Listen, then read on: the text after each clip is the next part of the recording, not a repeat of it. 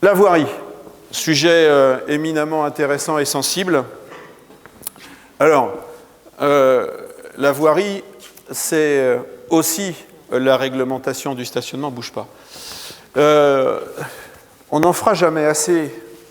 Alors là, tiens, Monsieur Pilate, là aussi, j'avais annoncé un peu bêtement que peut-être il me faudrait 3 mandats pour que... Alors ça, c'est pas forcément bête, ça, 3 mandats, mais pour faire que toutes les rues et les trottoirs soient rénovés, réhabilités, etc. Bon, c'est pas le bon chiffre.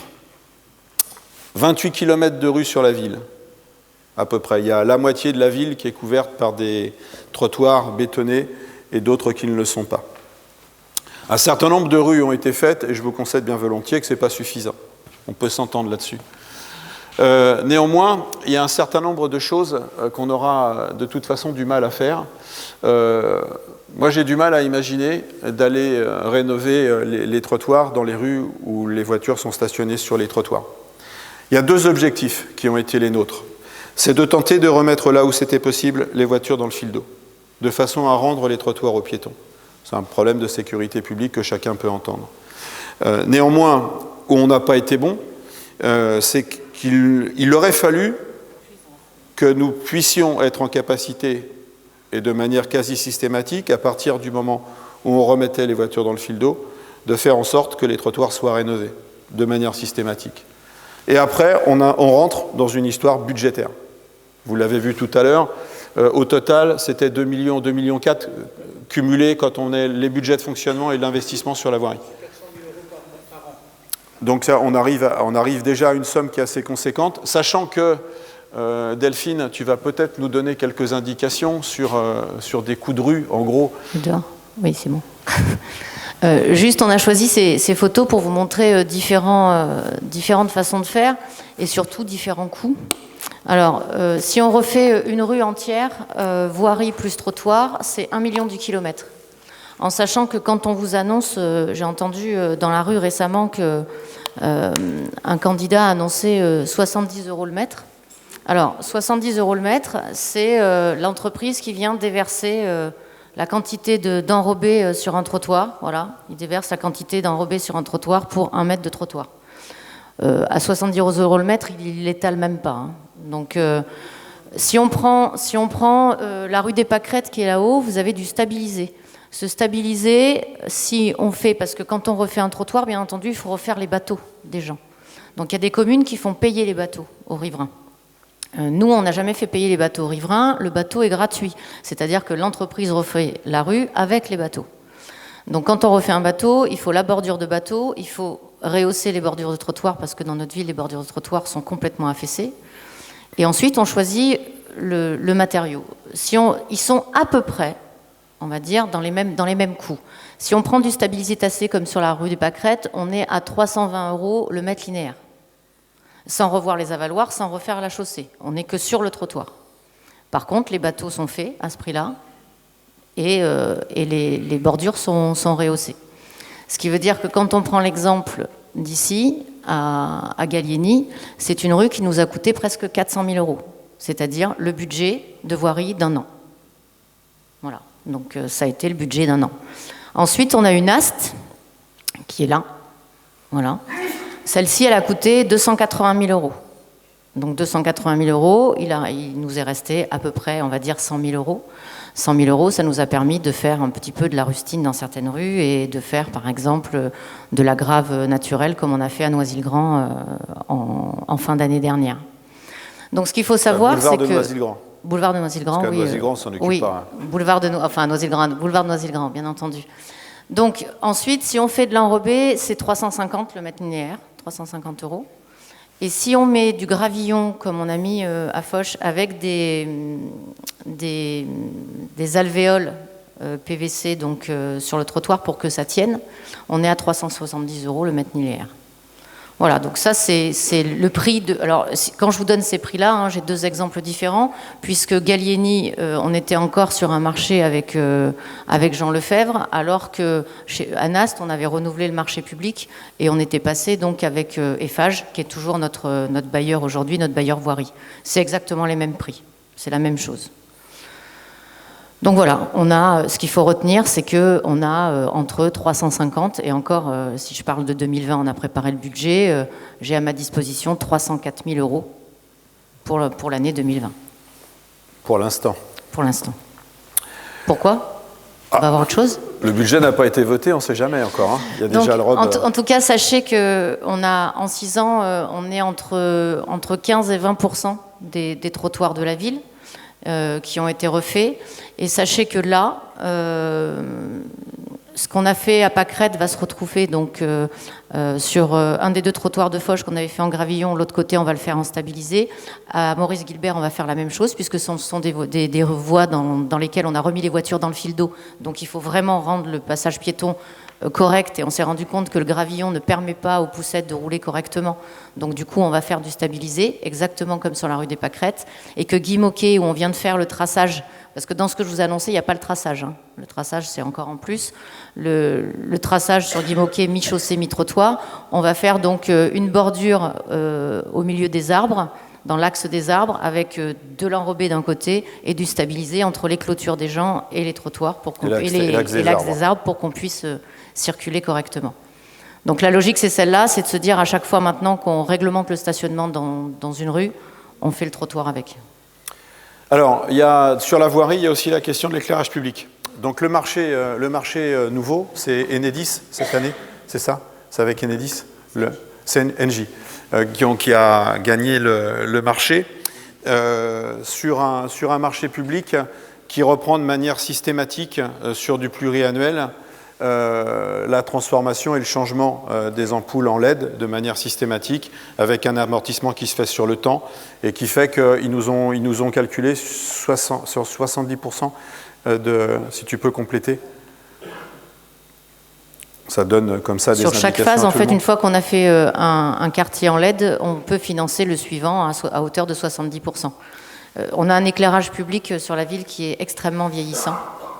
C'est pour ça qu'on souffre énormément. On a une panne récurrente en ce moment à Foch, pour s'il y a des gens qui habitent Foch, voilà.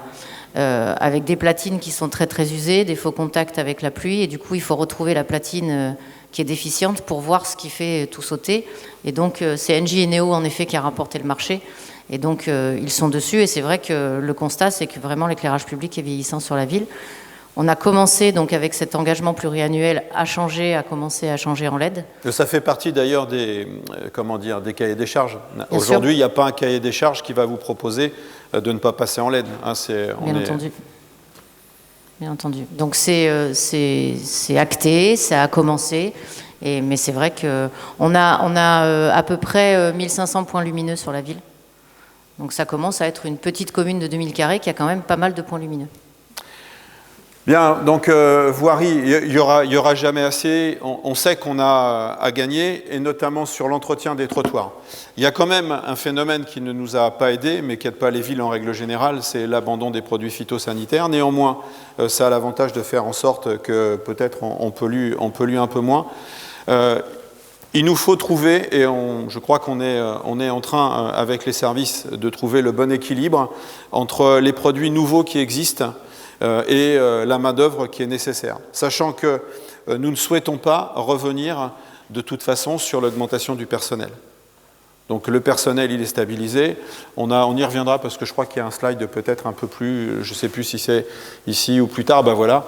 On a différents secteurs sur la ville dans lesquels normalement vous avez un référent entretien des espaces publics qui a normalement aussi vocation à faire en sorte de remonter les difficultés qu'il a identifiées, les difficultés ou les problématiques qu'il a identifiées sur un secteur, un nid de poule, j'en passe et des meilleurs. Bref, en théorie, sur le papier ça marche, dans la pratique ça ne marche pas tout le temps. Néanmoins, les secteurs sont balisés, vous avez normalement un agent qui a en charge ce secteur et qui a vocation à faire en sorte que les rejets sur les troncs soient coupés, que les trottoirs soient binés. La balayeuse passe aussi, mais quand on le fait à la binette, ça va quand même un peu mieux. De faire en sorte que le tour des arbres soit aussi nettoyé, que les produits qui sont vaporisés sur les plantes soient faits. Cette année, on avait prévu 2 passages. On s'est aperçu que ce n'était pas suffisant, mais ce n'est pas nous. Nous, on voit simplement que la ville n'est pas propre à certains moments, et notamment à la fin de l'été. Mais nos services le constatent également. Il y a un équilibre à trouver. Je crois que l'année prochaine, on a prévu 3 passages sur la ville. Et on a, cette année, pour soulager sur les secteurs, pris un avenant sur le contrat d'élagage, de façon à ce que les feuilles soient aspirées par, je ne sais pas si c'est un sous-traitant de SEAT, en tous les cas, de façon à ce que les agents n'aient plus à se charger de l'aspiration. L'aspiration n'est pas liée forcément au moment où l'élagage se fait dans sa rue. La ville, elle se fait, en gros, ils font 7 km de rue par semaine. En un mois, ils ramassent, le mois suivant, ils recommencent. Ça n'interdit pas aux agents, bien évidemment, de ramasser les feuilles qui traînent. Je sais que tout n'est pas parfait dans ce secteur d'activité, mais comme je le dis parfois, sans vouloir polémiquer et sans vouloir en rajouter, on a des arbres, même si certains souhaiteraient les voir coupés, et ils existent, ceux-là, je vous assure, qui viennent nous voir en nous disant on veut couper l'arbre devant chez nous pour garer un peu mieux la voiture. Pas garer un peu mieux la voiture chez soi, garer un peu mieux la voiture sur le trottoir, bien sûr. C'est 3800 arbres d'alignement, 3850 arbres d'alignement. Donc ça compte quand même, et ces arbres, en tous les cas, on souhaite les garder, bien évidemment, bien sûr. Ça participe au charme de la ville. Donc en tous les cas, sur ce secteur-là, on a certainement à faire mieux, et on le sait. Il y a un certain nombre de produits propres qui devraient nous permettre d'être un peu plus efficaces, sachant que de toute façon, il y a aussi une intervention mécanique et une intervention humaine. Je ne me rappelle plus de la slide suivante, la sécurité. Alors la sécurité, elle est multiple. C'est la sécurité routière, essentiellement, avec parfois simplement du balisage, mais c'est parfois aussi de la formation à la sécurité routière. C'est faire en sorte que notre police municipale puisse aller dans les écoles, et c'est le cas, à la maternelle, au collège, à l'école élémentaire aussi, et éventuellement au lycée, d'ailleurs. Et on est en train, avec l'école de conduite de la ville, de mettre en place, je ne me souviens plus d'ailleurs si c'est développé plus loin dans les slides, de mettre en place une formation. Alors on a déjà initié ça à la Toussaint dernière, dans les locaux d'ailleurs, dans la salle Marceau, une formation à la sécurité routière à un coût de 99 €. Il faut savoir que quand on va directement s'inscrire auprès de l'école de conduite, ça revient à peu près à entre 380 et 400 €. Nous, on offre le local, simplement. Pour que ça fonctionne, il faut qu'il y ait un minimum de jeunes inscrits. Je crois que c'est une quinzaine. Et à partir de là, ça permet aux formateurs d'orchestrer la formation, de permettre aux jeunes, dans la foulée, de passer le code de la route, sans obligation d'ailleurs d'aller derrière à l'école de conduite pour passer la partie conduite. Cette opération-là, dans le cadre d'un projet qui mène les enfants de l'école maternelle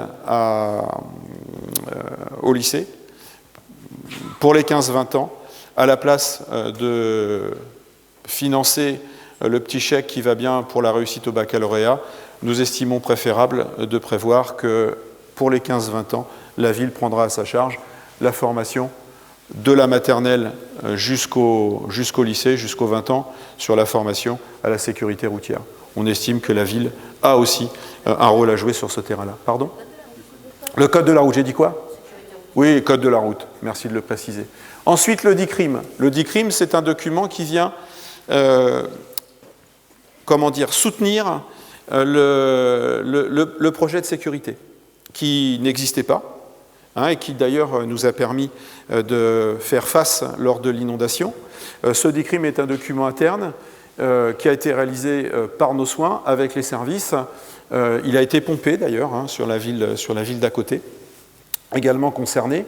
Nous avons refait le centre le CSU de sécurité urbaine avec du matériel neuf puisque le précédent était quelque peu obsolète, c'est-à-dire qu'il ne permettait pas d'ajouter des caméras. Donc c'était un système qui a fonctionné un temps. Il est vrai que la technologie, ça évolue très très vite et le matériel devient très vite obsolète. En tous les cas, le niveau dispositif est un dispositif qui a été installé dans le courant de l'année dernière, qui permet, dans le respect de la réglementation, bien évidemment, d'enregistrer, etc. Il y a actuellement 11 caméras sur la ville. Elles fonctionnent toutes, ce qui n'était pas le cas auparavant. Elles sont toutes connectées. Certaines étaient autonomes ou connectées à un ordinateur qui enregistrait les images.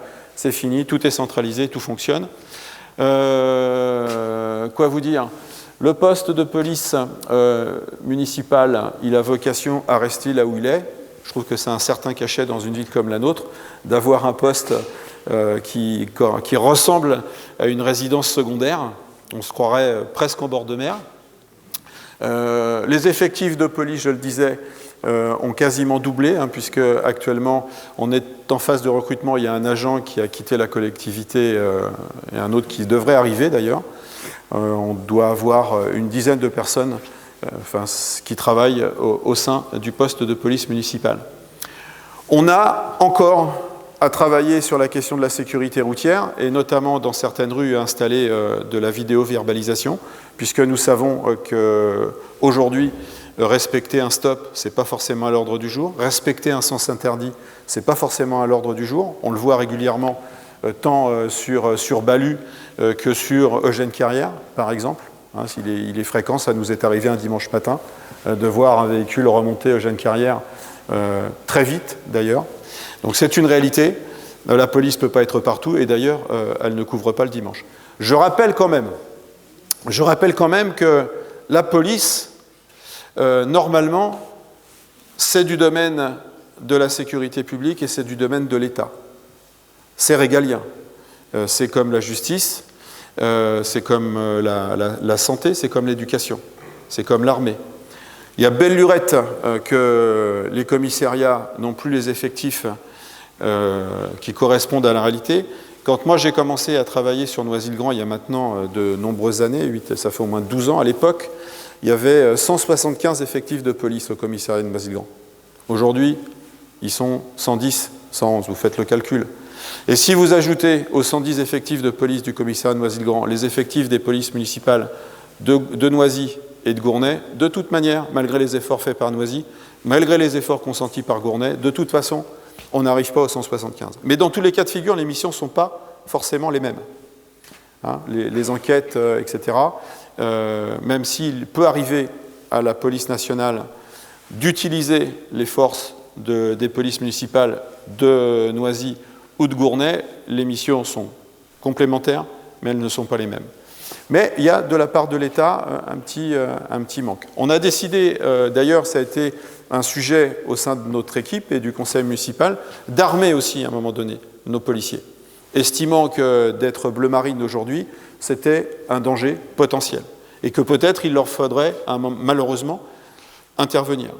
Personnellement, en 2006-2007, la question de la pertinence d'une police municipale, moi, ça me questionnait. Est-ce qu'une ville a supporté une police municipale ? En 2008. En 2014, la question ne se pose même pas, mais aujourd'hui, la police municipale, elle est armée. Alors, il faut qu'elle reste à hauteur de la taille d'une ville comme la nôtre.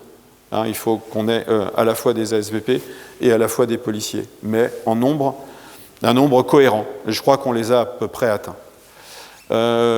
Qu'est-ce que j'ai peut-être oublié sur la sécurité ? Madame. Je voudrais juste rappeler que le DICRIM dont parle Monsieur le maire, c'est un document qui est en ligne sur le site de la mairie. C'est un document dans lequel on peut trouver tous les bons comportements à avoir en cas de catastrophe, que ce soit une catastrophe nucléaire, sanitaire, et submersion, c'est surtout ce qui concerne notre ville. Voilà, et vous pouvez y trouver dedans tous les bons comportements à avoir, tous les bons gestes à avoir avant qu'une catastrophe puisse arriver. En tout cas, en cas d'inondation, c'est bon de savoir qu'il faut commencer par déménager ces meubles. Alors, je ne vous dis pas ça parce que la Marne monte un peu puisqu'elle va redescendre, mais voilà, sachez que dans ce document, vous y trouverez toujours les premiers gestes à avoir pour ne pas être entré en panique, en tout cas quand il arrive une catastrophe sur la ville. Voilà. Merci Agnès. Je crois que normalement, derrière, enfants, jeunesse, affaires scolaires, restauration. Bah, tu vois, je pensais que c'était, on passait sur les questions. Bah, on arrive justement aux affaires scolaires.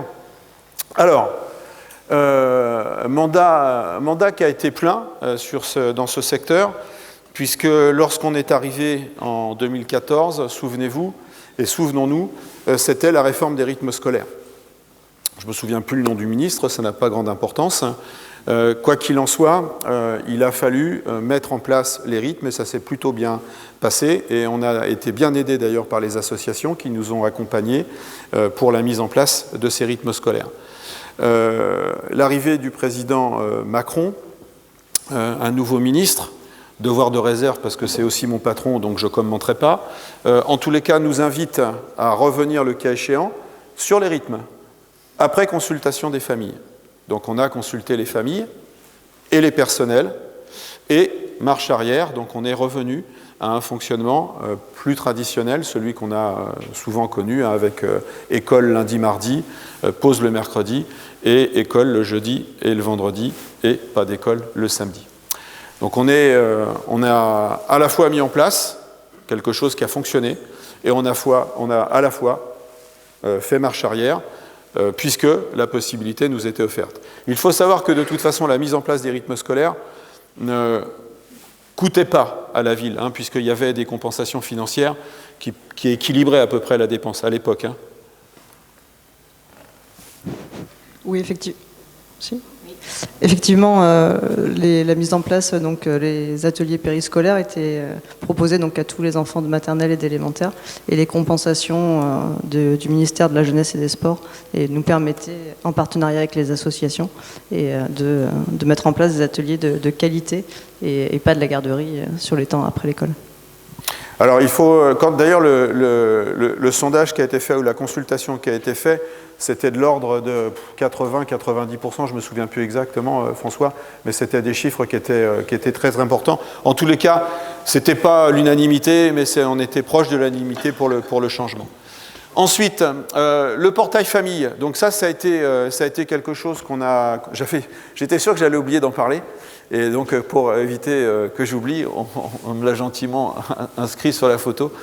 Portail famille, parce que c'est quelque chose de moderne qui a été installé il y a combien de temps, Ingrid ? Oui, l'objectif, c'était en 2014, effectivement, de proposer, de moderniser les solutions pour les familles, donc pour les inscriptions et à l'école, au centre de loisirs, aux études surveillées, pour les stages également pendant les congés scolaires, donc de s'adapter au rythme de vie des familles, en leur proposant donc un site internet pour réserver, mais également pour régler en ligne tout ce qui est prestations et qui concerne l'école, et avant et après l'école. Ça fait combien d'années que c'est en place ? 5 ans. 5 ans, bon voilà, très bien. C'est juste comme ça. Ensuite, sur l'école du château. Alors, l'école du château, l'école des Pâquerettes, ce sont nos 2 écoles de ville. Elles nous permettent pour l'instant d'accueillir très correctement les enfants de la ville. Il est certain que le nombre de constructions risque à un moment donné d'impacter la taille et notre capacité à accueillir, évidemment. Ça a toujours été vrai et ça reste entier, d'où la réalisation de cette 3e école. Jusqu'à maintenant, on n'est pas en difficulté puisqu'on a même perdu des classes. Alors des fois on perd, on reprend, etc. Quoi qu'il en soit, il faut qu'on soit en capacité de prévoir, d'accueillir les familles qui feront le choix de venir s'installer sur Gournay-sur-Marne, que ce soit dans du logement social ou dans l'accès à la propriété. Puisque je rappelle qu'il appartient à tout à chacun de décider éventuellement de passer d'un pavillon et d'aller vivre dans un logement dont on est propriétaire. encore faut-il qu'ils existent sur la ville. Mais c'est une possibilité que tout à chacun peut avoir. Donc sur les écoles, je souligne d'ailleurs, mon cher Bernard Livian, que les écoles, elles ont toujours été bien entretenues sur la ville. C'était le cas auparavant, ça l'est resté, avec des rénovations de salles régulièrement, etc. Ce que nous dénoncions lorsque nous étions dans l'opposition, c'était hâtivement qu'à un moment donné, les écoles ne seraient pas suffisamment grandes pour accueillir l'entité de notre jeunesse. Ça reste vrai. Ce que nous disions à l'époque, c'était qu'il ne pouvait pas y avoir d'extension sur nos écoles sans que nous puissions prévoir les espaces de récréation.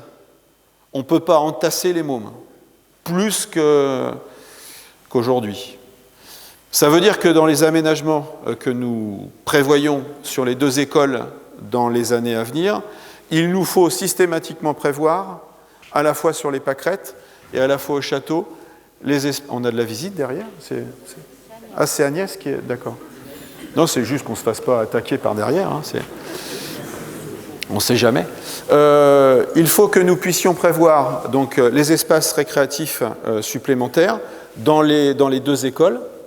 Dans celui-ci, si nous devions agrandir, on a déjà fait 2 simulations. Une simulation qui prévoirait une surélévation. On a prévu une autre simulation avec du modulaire qui serait plutôt en rez-de-chaussée.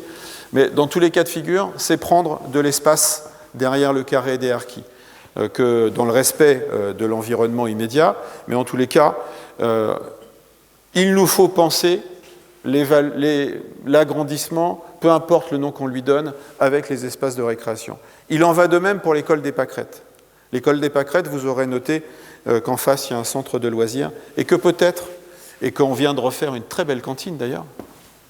C'était un vieux projet, ça, qui traînait dans les tiroirs depuis de nombreuses années, avec des subventions d'ailleurs à la clé qui étaient en train qu'on voyait échapper. C'est un projet qui a mis 4 ans à sortir, mine de rien, et qui est enfin opérationnel. Les enfants, ils mangent vraiment, hein. C'est pas une diapo, c'est une réalité.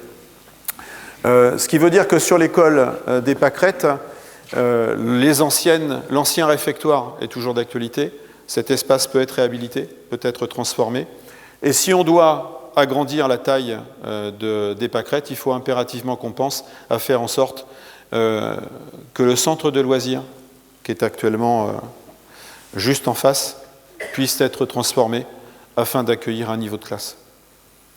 De façon à ce qu'on délocalise l'équivalent de 4 ou 5 classes sur un espace avec des espaces de récréation. Mais peut-être que François en parlera plus précisément si des questions sur ce point-là sont posées.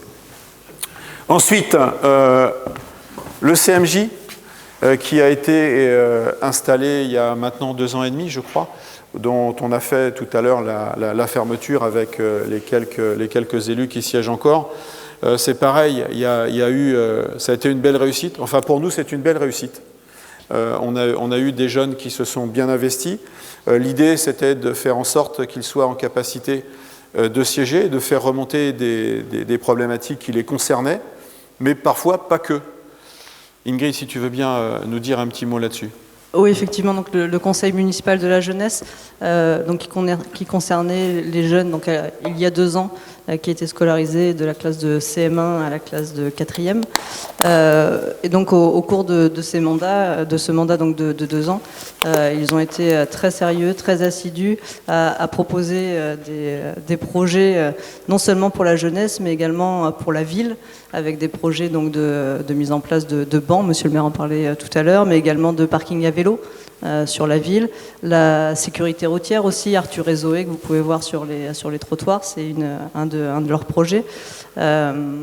Et puis qui prenaient donc toujours plaisir à échanger, également sur les relations intergénérationnelles. Ils ont pu plusieurs fois donc visiter le Sénat, visiter l'Assemblée nationale avec les seigneurs de la ville, aller au musée de la Grande Guerre à Meaux, lors des commémorations également. Enfin, ils ont rempli vraiment pleinement leur rôle de jeunes élus.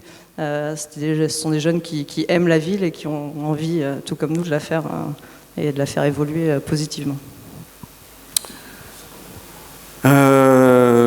Si tu peux, Nathalie, envoyer... Ah, le RAM. Oh, le RAM. Le RAM. C'est vrai, il existe aussi depuis sur RAM. Le RAM. Alors le RAM, ça n'a rien à voir avec l'aviron, hein, ni le canoë. C'est le relais d'assistante maternelle qui, pareil, existe. Des fois, on sourit parce qu'il y a des choses qui apparaissent comme ça dans des programmes ou dans les idées. Bon, c'est des choses qui sont déjà en place, donc voilà, c'est déjà là. Donc le relais d'assistante maternelle, il a été installé il y a maintenant 5-6 ans, 5 ans peut-être, Ingrid ? Fin 2015. Fin 2015. Donc ça a fait d'ailleurs l'objet, Coco, d'un travail particulier avec Manuela, d'ailleurs, qui est dans la salle, hein, où vous avez été enquêté, vous avez été voir comment ça pouvait fonctionner, dans Manuela d'ailleurs, qui est assistante maternelle, comment ça pouvait fonctionner. Tu peux nous en dire 2 mots du RAM ? Donc le RAM, le relais d'assistant maternel, et non d'assistante maternelle. Oui, c'est vrai qu'on a le relais toujours d'assistant maternel, donc qui a un double rôle de proposer donc aux assistants maternels sur la ville des temps d'accueil pour se regrouper, permettre aux enfants qu'ils accueillent donc de se socialiser davantage en étant avec d'autres enfants, des ateliers proposés aux assistants maternels et également donc un deuxième pan du RAM qui est l'accueil pour les familles pour pouvoir les accompagner dans leur recherche de mode de garde pour leurs enfants en bas âge.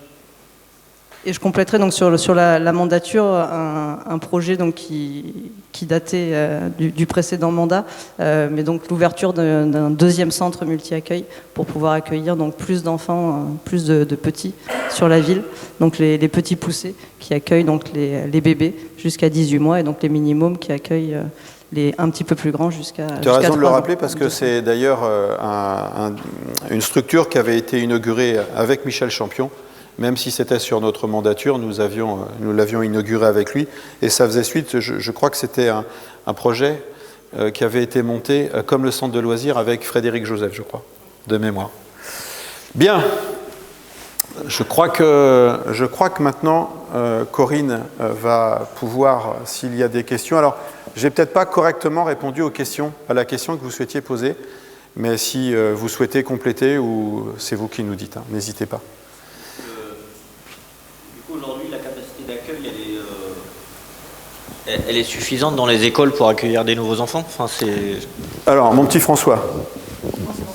Salut. Donc, aujourd'hui, cette année scolaire, l'école du château a perdu une classe. Elle est passée de 11 à 10. Il y a actuellement 280 enfants. Et la projection pour l'année prochaine, avec les naissances, il y en aura 250. Donc vous voyez, avec une réserve de classe, donc la classe qui a été libérée, plus au pire des cas, dans l'immédiat, une salle dans un bungalow, donc on a une réserve de 2 classes. Pour les pâquerettes, les pâquerettes sont montées à 22 déjà, classes, on est redescendu à 21, puis à 20. Aujourd'hui, nous avons 492 enfants. L'année prochaine, avec la montée des 99 grandes sections, on devrait arriver à 506. Donc ça nous fait encore une marge, on devrait rester à 20 classes. Et là encore, nous avons une réserve de 2 salles dans les bungalows, dans le pire des cas, en attendant les projets que nous avons pour agrandir nos écoles. Voilà. Donc il n'y a pas de problème de refus de Gournaisiens dans nos écoles dans l'immédiat. En revanche, il y a une difficulté qui s'annonce peut-être. C'est pas tellement sur les écoles de la ville, c'est sur le collège de la ville. Puisque le collège de la ville est un collège 400 initialement. Donc sur un collège, en gros, ça fait 4 classes par niveau de classe, hein, 4 6e, 4 5e, etc. Vous faites rapidement le calcul. Si vous avez 25 gamins par classe, vous arrivez très très vite avec 4 classes par niveau à 400 élèves, sachant qu'aujourd'hui, une classe de collège, c'est pas 24 gosses, 25, c'est souvent 26, 27, 28. Je parle sous le contrôle de Delphine pour le collège. Là, il y a un vrai souci. On a un vrai souci, et d'ailleurs, nous siégeons, moi en tant que représentant du territoire au conseil d'administration du collège de Gournay, certains de mes élus en tant qu'élus de la ville, on a signifié déjà au directeur académique, et alors on a la chance d'avoir une principale qui est très attentive et qui a bien compris que nous souhaitions que les enfants gournaisiens puissent aller au collège de la ville, et que c'est quelque chose auquel nous étions particulièrement attachés. On ne vient pas vivre ici en se disant que nos gamins vont aller à l'école à Chelles, à Gagny ou à Noisy. Et plus certainement à Noisy qu'à Chelles, puisque ce n'est pas le même département, la frontière est importante. Donc là, on a un vrai sujet d'inquiétude sur le collège, parce que il n'y a pas de possibilité, en tous les cas, nous, on n'en voit pas. Ceci dit, on n'est pas responsable du collège, mais il ne nous semble pas qu'il y ait de possibilité aisée de pouvoir trouver des espaces supplémentaires. Je crois qu'ils sont en train de réfléchir sous la partie restauration CDI. Vous voyez comment il est fichu, le collège. En tous les cas, il y a la partie qui est en bord de Marne, il y a une partie qui est surélevée, et il y a un espèce de préau là, qui couvre un espace. Là, ils sont en train d'imaginer peut-être de pouvoir récupérer ça, de façon à apporter des espaces supplémentaires, de classe ou je ne sais quoi. Mais sur le collège, il y a un vrai problème. Il y a un vrai problème parce qu'il n'y a pas d'espace aux abords immédiats. Et là, on est plus embêté sur le devenir.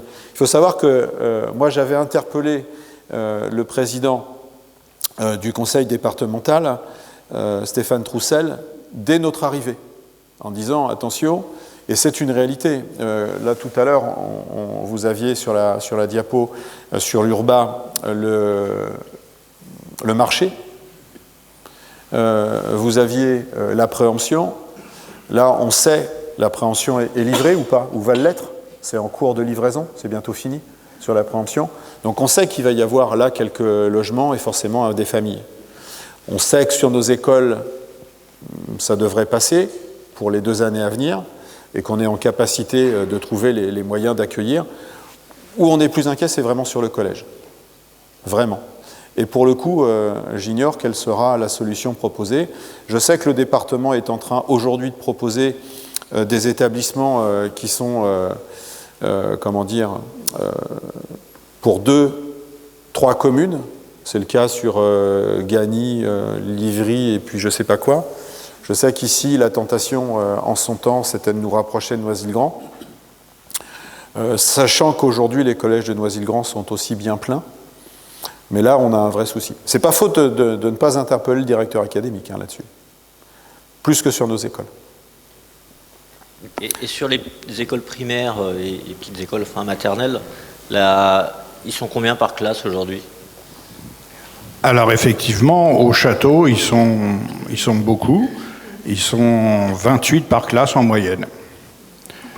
Mais la répartition des classes et le choix du nombre de classes ne nous incombe pas. C'est l'Éducation nationale. Monsieur le maire a écrit 3 fois au directeur académique à Bobigny pour l'interpeller sur ce problème. À ma connaissance, on n'a pas eu de réponse. Non. Bon, ça, c'est habituel avec les services de l'État. Il y a absence de réponse, mais de toute façon, c'est eux qui décident. Donc, c'est eux qui décident de la fermeture des classes et c'est eux qui décident de la réouverture des classes. Il faut savoir que l'inspecteur de la circonscription, M. Pinon-David, lors de la période de rentrée, est là.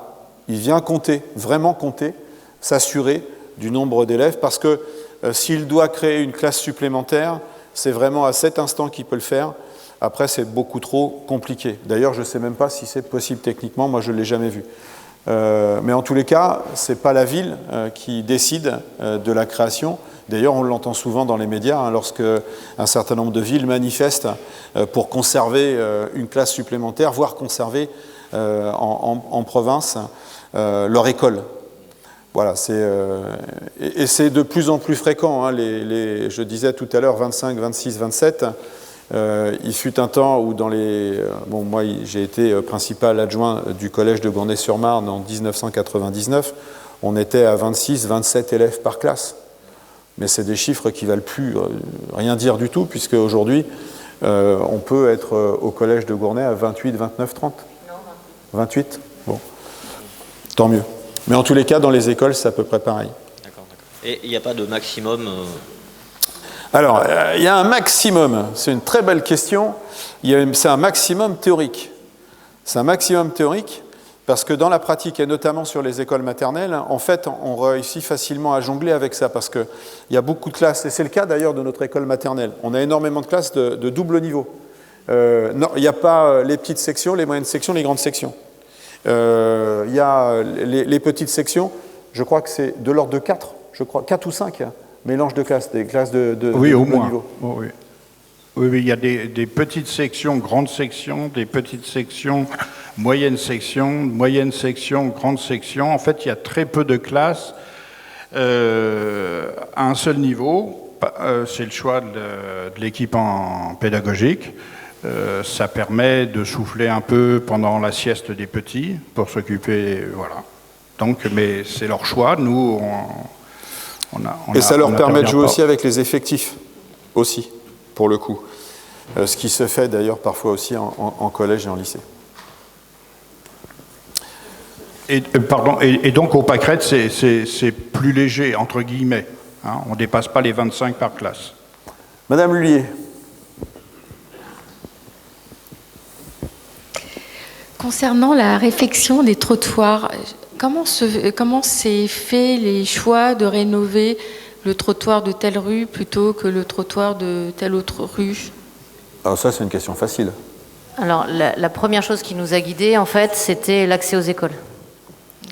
Donc, après avoir fait NAST, qui draine les 500 collégiens quasiment, enfin les 410 collégiens quasiment sur toute la journée, qui font les allers-retours. On a eu donc la rue des Pâquerettes qui draine l'école des Pâquerettes, et donc Foch qui amène à l'école du Château. Donc ça a été ça d'abord. Et ensuite, ça a été le stationnement qui est venu en fonction de la largeur de la rue. Est-ce qu'on le met dans le fil d'eau? Est-ce qu'on le met mi-chaussée, mi-trottoir, etc. C'est ça qui nous a guidés en premier. Ensuite, il y a aussi les services qui font remonter la vétusté de la voirie. Donc après, il y a eu aussi des rues qui étaient vraiment, vraiment très vétustes et très abîmées. Sans parler du trottoir, hein, aussi la chaussée. Donc on en a profité pour faire les deux. Glycine a été fait en premier parce que c'était une rue très, très passante, qui est très empruntée aussi, et qui était vraiment très abîmée. Voilà, ça a été un choix comme ça. Par contre, si ta rue n'est pas en bon état et que tu souhaites que ta rue soit refaite, voilà. Ouais. Il y a un enrobé de projeté sur la chaussée qui est prévu à Général Leclerc. Juste pour répondre, monsieur, un peu plus précisément, puisque sans rester dans le flou, vraiment sur les travaux dans les écoles, tout a été étudié, toutes les faisabilités sont faites. C'est-à-dire qu'on sait à l'école du Château qu'on a la possibilité de rajouter 4 classes avec une cour supplémentaire, comme le disait monsieur le maire, sur le carré des Harkis. Donc on sait qu'on a cette possibilité-là avec un budget qui s'élèverait à 1 200 000 €. Voilà, donc ça on le sait. Donc 4 classes. Et on sait donc, on a le souhait depuis toujours de mettre les centres de loisirs dans les écoles, c'est-à-dire récupérer Perrault, le bâtiment Perrault, en centre de loisirs, reprendre la cuisine qui était derrière, enfin la cantine qui était derrière, pour rabattre les classes de Perrault donc derrière, et notre centre de loisirs de l'île aux enfants qu'on peut transformer en 4 ou 5 classes. Donc pour isoler tout un niveau avec cour, puisque la cour, enfin l'espace est déjà disponible.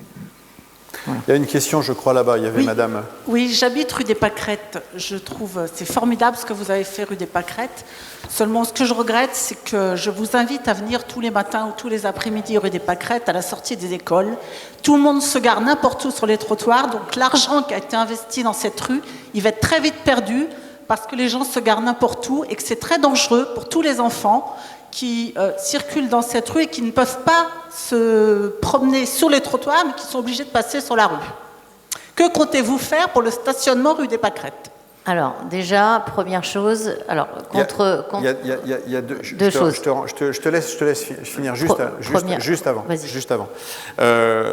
Ce que vous avez indiqué, c'est malheureusement pas quelque chose de très très nouveau. Par contre, non, mais c'est important parce que on a accompagné nous-mêmes nos enfants à l'école à pied, et enfin en général à pied, puisque c'était à l'époque pour ma part le samedi, mais c'est vrai qu'on avait noté déjà, je vous parle de ça, quand on était tous en âge d'avoir des enfants amenés à l'école, soit du château, soit des pâquerettes, on avait noté déjà que c'était très très compliqué. Nous avions imaginé, pour tout vous dire, à un moment donné, de faire en sorte que devant l'école, il n'y ait pas de circulation, du tout. Nous avions envisagé de faire en sorte qu'au rond-point, l'accès soit interdit. Alors pas toute la journée, bien évidemment, que l'accès soit interdit à partir de 8h et jusqu'à 8h35, 8h40 pour éviter que les voitures s'engagent et que les gamins soient tranquillement à aller vers l'école. Partant du principe que s'il y a des difficultés de stationnement sur la ville, on ne les nie pas.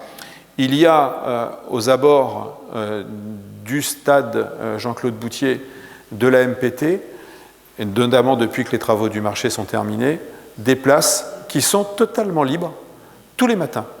On se fait toujours un plaisir avec mes adjoints en charge des affaires scolaires, que ce soit Ingrid en son temps ou François récemment, d'aller faire la rentrée avec le directeur des écoles, voir un peu comment les choses se passent, non pas pour compter les enfants, on n'est pas là pour ça. Et cette année, on s'est fait encore la remarque quand on est allé à la rentrée de septembre. On s'est garé sur le parking de la MPT. Vide. Vide de chez vide. Hein. Donc on s'est garés tous les deux. Alors certes, on n'a pas la même corpulence, hein, tous les deux. Moi, je marche de manière alerte. François, on a dit qu'on ne parlait pas du physique. Mais François, c'est bon, piano. On a mis, allez, 4 minutes. 4 minutes. Allez, alerte. Non, mais je suis obligé de l'attendre, sinon on n'arrive pas ensemble. Donc, juste pour dire, et vous avez raison, madame, et ça renvoie à l'incivilité ou au manque de civilité. Malheureusement, par rapport à ça, je peux essayer de faire des bons mots et faire un peu d'humour. Malheureusement, par rapport à ça, je n'ai pas de solution. En revanche, nous devons, comment dire, faire en sorte que déjà, et c'est peut-être ce que tu voulais évoquer, régler la question du stationnement. Stationnement et circulation, il y a 2 points. Je te rends la parole. Alors, la première chose, alors ça va être un essai, hein, on verra bien. Après, comme le disait Monsieur le maire, les incivilités sont grandissantes et sans être vulgaire, contre la connerie de certains, on peut rien. On ne peut rien faire. Et quand on amende, de toute façon, c'est nous qui sommes trop autoritaires et c'est pas normal d'amender. Mais bon, en tout cas, certaines personnes ne comprennent que ça. C'est certain et je suis complètement d'accord avec vous. On a 2 problèmes dans cette rue, Pâquerettes et Verdun à la suite. C'est ce fameux plan Vigipirate qui nous a complètement, on va dire, banalisé des places de stationnement qui ne servent plus à rien. Et comme on n'a pas d'espoir que ce plan Vigipirate soit complètement retiré, on va modifier la circulation. C'est-à-dire que les places qui sont banalisées devant l'île aux enfants, devant le centre de loisirs, en fait, on va faire la voie de circulation sur ces places-là et mettre les places de stationnement de l'autre côté. Déjà, donc on va récupérer là une dizaine de places de stationnement. Ça va déjà soulager un petit peu la rue. Ensuite, de l'autre côté, pareil, devant le self, là on a récupéré les places, puisque c'est un mur en béton, etc. Donc on a pu le faire, on a enlevé les barrières Vauban. Ce qu'on va faire là, et on va le tester, on verra bien, c'est une contre-allée sur les 4 premières places, d'accord, où on peut déposer et repartir. Voilà, pour le matin et pour le soir. Déjà au niveau circulation, on va voir ce que ça donne, on va voir comment ça se passe. En sachant que nos ASVP sont quand même là très souvent, le matin, et vous avez raison, ils sont toujours en train de faire, c'est leur travail, hein, la police, mais ils sont toujours, et invectivés quand ils disent aux gens qu'ils n'ont pas le droit de faire ci ou pas le droit de faire ça. Tout le temps. Insultés même, on peut le dire. Donc déjà, dans un premier temps, on va tester ces sens de circulation, enfin cette circulation-là. Sur l'idée de fermer, j'ignore si on aura un jour la capacité de le faire. Ce qui nous freine dans ce choix-là, c'est de créer finalement au rond-point des difficultés importantes, puisque on sait qu'un certain nombre de voitures essaieront de se garer juste devant le cimetière, pour faire descendre les enfants et que ça risque de complexifier la circulation à cet endroit. Si vous voulez passer le micro.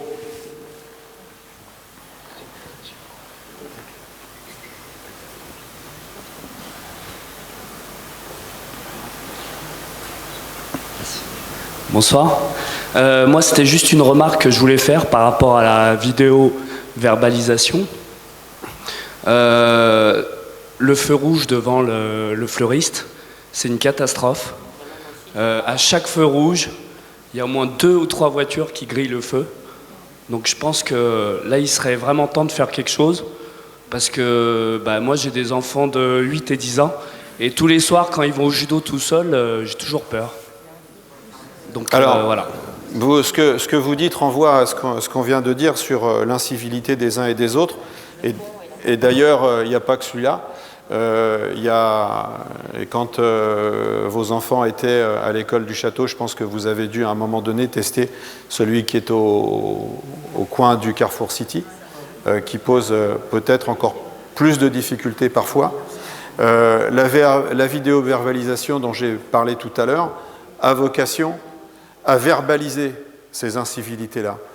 Pour autant, pour que ça cesse, il faudrait que le contrevenant se fasse photographier le même à plusieurs reprises. Et ça serait déjà ça serait déjà bien et ça serait un véritable progrès. Quoi qu'il en soit, lorsque nos policiers municipaux font des opérations, que ce soit des opérations coup de poing sur les stops, sur les sens interdits, j'en ai indiqué qui sont déjà, dont on connaît déjà les pratiques malheureusement. Et c'est d'ailleurs sur ces endroits-là où la verbalisation doit prendre son sens. Après, la vidéo-verbalisation, elle a aussi un coût dont la ville ne peut pas se priver de toute façon aujourd'hui. C'est le complément d'une police efficace. Si c'est ce que vous voulez dire, vous avez totalement raison. Il n'y a pas que ça. Celui-ci, il est dangereux. Il n'y a pas que celui-là. Il y en a un autre qui est aussi assez dangereux. C'est juste pour vous dire qu'on connaît un peu la ville, mais qu'on n'est pas toujours en capacité de régler ces questions d'incivilité. On ne peut pas mettre, et vous le savez très bien, un policier derrière chaque conducteur. En revanche, on doit être en capacité d'ajouter au dispositif humain des dispositifs techniques. C'est l'objet. D'ailleurs, la convention, la délibération sur la vidéo-verbalisation, je crois, a déjà été signée, il me semble. Hein ? Est-ce qu'il y a d'autres questions sur ces questions-là? Sinon, on déroule et on reprendra. Monsieur. J'arrive. Concernant le feu qui est au carrefour Place Roosevelt, le feu, pour moi, le plus dangereux, ce sont les personnes qui viennent de champs. Parce que le feu est situé en sortie de carrefour. Et un automobiliste qui ne connaît pas le secteur, en sortie de carrefour, il ne s'attend pas à trouver un feu. Et je ne comprends pas pourquoi il n'y a pas un feu également en entrée de carrefour. Là aussi, il y a un passage. Mais là, tu parles de la départementale ou pas? Je parle de la départementale. Ouais, le Soleron, ouais, c'est ça. Je parle de la départementale. Il y a un feu en sortie de carrefour. Moi, je vois régulièrement des gens le griller, mais ce sont ceux qui viennent de champs, quoi. Enfin, qui viennent de la place Churchill. Et de l'autre côté, il y a également un passage protégé, et là, il n'y a pas de feu. Alors sur la départementale, on peut relayer, je ne sais pas si Eric, qui s'occupe particulièrement de ces questions-là, on peut relayer. Je reviens à ce que je disais tout à l'heure. Avec le département, c'est vraiment très compliqué. Dans tous les cas, c'est quelque chose que peut-être on peut prendre un autre compte. Oui, juste pour vous dire que effectivement tous ces problèmes sont bien connus. D'ailleurs, on a fait, dans le cadre d'une commission mobilité, avec les jeunes du CMJ qui sont venus nous rejoindre sur cette commission, l'APM, la police municipale, on a fait plusieurs fois le tour de la ville, et les enfants ont fait constater aux policiers municipaux, qui étaient donc avec nous, la dangerosité de tous ces endroits-là. Donc effectivement, pour l'instant, on n'a pas avancé, on fait remonter au département, mais c'est vrai que c'est compliqué. Alors après, est-ce qu'il faut imaginer peut-être une signalisation au sol, en plus? Parce que quand même, quand vous regardez le rond-point, quand vous allez aller, je prends le rond-point, vous allez à l'école, est-ce que vous êtes déjà amusé à compter le nombre de panneaux qu'il y a? Eh bien, je vous invite à le faire. Et malgré tout ça, malgré l'APM qui assure la sécurité au carrefour, malgré la traversière qui est là aussi, ça n'empêche pas toutes ces incivilités. Donc c'est vrai, à un moment, c'est très compliqué. Non, mais je ne parlais pas spécialement de... Mais sur la départementale, de toute façon, il faut bien avoir en tête, chacun peut en penser ce qu'il veut, mais en tous les cas, les relations avec le conseil départemental sont très très difficiles. Très très difficiles. Le conseil départemental ne s'occupe pas de grand-chose. Je reviens à ce que je disais tout à l'heure, puisqu'on a discuté longuement dimanche matin devant les marronniers, sur l'entretien des bords de Marne. C'est vrai que les Gournaisiens nous disent, à juste titre, mais vous vous baladez sur les bords de Marne? Je dis oui, en plus j'ai un chien, donc j'y vais tous les jours sur les bords de Marne, ou quasiment tous les jours. Et c'est vrai qu'on peut constater que parfois, c'est un peu particulier, l'entretien. D'ailleurs, l'entretien des pelouses, on l'a pris à notre compte, mais c'était déjà, je crois, la même chose avec la mandature précédente, parce que si on attend que le conseil départemental organise la tonte... Tiens, juste un autre exemple qu'on peut voir de manière criante aujourd'hui, c'est les arbres sur les bords de Marne. Il y a deux acteurs sur les bords de Marne. Il y a les Voies navigables de France qui vont s'occuper des arbres qui vont tomber dans la Marne, qui sont vraiment sur la berge et qui sont couchés sur la Marne. Et vous avez, sur la bande herbeuse, les arbres qui sont couchés par tempête, vent, etc. Simplement les débiter. Très souvent, alors ceux qui sont couchés dans l'eau, de toute façon, nos services n'ont pas les moyens d'aller opérer sur les arbres couchés. Donc ça, c'est les VNF. Ils décident de venir faire tout en même moment. Ils nous ont donné à peu près la période, certainement vers le mois d'avril, mai peut-être, pour organiser le découpage et le tronçonnage de ces arbres. Pour les autres, le conseil départemental, on les attend toujours. Donc ce sont très souvent nos services, je parle sous contrôle de notre directrice générale des services, mais ce sont souvent nos services, nos gars, qui vont débiter les arbres. Alors ils restent, puisque normalement le département est censé venir les récupérer et les retirer, mais vous constaterez que certains arbres sont couchés, tant sur la Marne que sur le sol, ils sont toujours là. Et très souvent d'ailleurs, lorsque ce sont des questions d'urgence, où vous avez un arbre qui menace de tomber, etc., c'est souvent nos gars qui interviennent immédiatement, parce que l'urgence avec le département, on n'a pas la même notion. En termes de rendu d'intervention, c'est quand même un peu délicat. C'est pas pour se dédouaner, parce que très souvent on est obligé de le faire. En revanche, sur la circulation sur la départementale et les feux, c'est vraiment pour le coup une décision totalement départementale. Autant on peut faire à la place de tondre, couper, ça on peut faire, mais il y a des choses qu'on ne peut pas faire. Juste. Alors là, par exemple, le bouton poussoir du feu... Il est pété là, devant la boulangerie. Bah ouais, je sais bien. Pourtant c'est signalé, c'est pas faute de pas le faire. Moi-même, tu vois, je le sais, je me suis fait piéger dimanche. Juste si je peux rajouter, juste pour compléter, par rapport au feu. Alors, ce qu'on va essayer de faire sur la départementale et là où il faudra, c'est de supprimer les feux tricolores qui se trouvent en bas du feu, sur le poteau. On laisserait que le haut. Ça voudrait dire que quand on est dans la voiture, on ne peut plus s'approcher au plus près. Sinon, on ne voit plus le feu quand il est vert. Ça peut être une... Avec une bande en plus, voilà. Avec une bande de sol. Et ce qui va bien comme marquage... Donc la vidéo-verbalisation, c'est prévu dès cette année, pardon Eric, c'est prévu au budget de cette année de toute façon. Sur quel lieu? Ce sera certainement sur deux lieux, un sens interdit et un feu.